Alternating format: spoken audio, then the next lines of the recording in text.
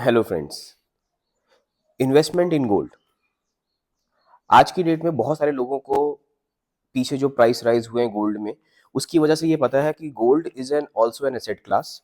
इससे पहले हम बहुत सारे लोग ऐसा सोचते थे कि गोल्ड जो है हमारे को शादी के लिए काम आता है या कुछ ज्वेलरी के लिए काम आता है, शो ऑफ के लिए काम आता है। बट टुडे पीपल अंडरस्टैंड कि ये जो गोल्ड है this is also an investment instrument. और इसके लिए अब क्या करना है, इन्वेस्टमेंट अगर करना है तो आपको 24 कैरेट गोल्ड के अंदर ही जाना है। आप ज्वेलरी लेंगे तो उसमें 24 कैरेट गोल्ड नहीं होगा, मेकिंग चार्जेस लगेंगे, तो that might not be the right way of investment. However, अगर कुछ लेना ही है तो डायमंड ज्वेलरी से अच्छा आप गोल्ड ज्वेलरी ले सकते हैं। और गोल्ड ज्वेलरी चाहे 22 कैरेट की हो चाहे 18 कैरेट की हो, वो इन्वेस्टमेंट ही है। क्योंकि जितना पैसा आज आप दे रहे हैं उतना पैसा आपको मिल जाएगा, और मेकिंग चार्जेस जो आप स्पेंड करते हैं उसका जो सेटिस्फेक्शन है, उसकी जो वैल्यू है, वो आप डिराइव कर लेंगे बाय वेयरिंग ज्वेलरी। ठीक है, तो I always promote buying gold jewellery as an investment rather than considering it as an expense.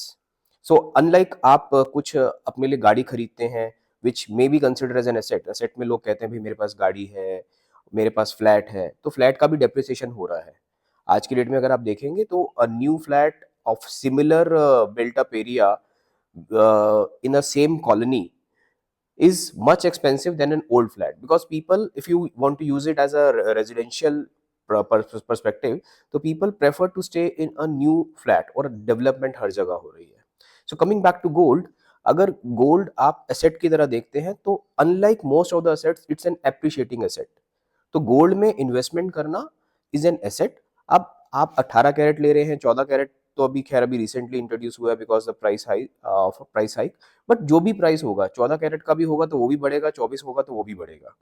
But when your motive is pure investment, you should not buy jewellery, you should buy gold coins और physical gold. अब physical gold जो है उसमें एक issue है, and the biggest issue is security and safety और storage of that physical gold. उस storage को थेफ्ट से बचाने के लिए अगर आप लॉकर में रखते हैं तो भी सेफ नहीं है, अगर आप घर में रखते हैं तो भी सेफ नहीं। मतलब जिसका सेफ है, जिसका नहीं है उसका नहीं है। तो उन सब चीजों को देखते हुए गवर्नमेंट ने फिजिकल गोल्ड के अगेंस्ट में इलेक्ट्रॉनिक गोल्ड की ऑप्शंस को इंट्रोड्यूस किया।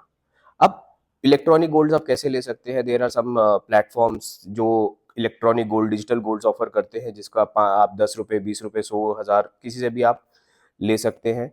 Then there are exchange traded funds, ETFs हैं जो गोल्ड एक्सचेंज ट्रेडेड फंड्स होते हैं, फंड्स ऑफ फंड्स हैं, ऑल इन म्यूचुअल फंड्स। और सॉवरेन गोल्ड बॉन्ड है, या अभी एक ईजीआर करके भी निकला है। इसके बारे में हम डिस्कस करते हैं अपने नेक्स्ट वीडियो में डिटेल में। But yes, gold as an asset should be there in your portfolio, और एसेट आपका जो भी पूल होता है up to 5 to 10% depending upon आपका क्या रिक्वायरमेंट है। तो नेक्स्ट वीडियो में हम बात करेंगे और how to invest in gold, what are the various ways, और कैसे, क्या किस पर्सपेक्टिव से किसके लिए क्या अच्छा है। ठीक है, till than happy investing friends.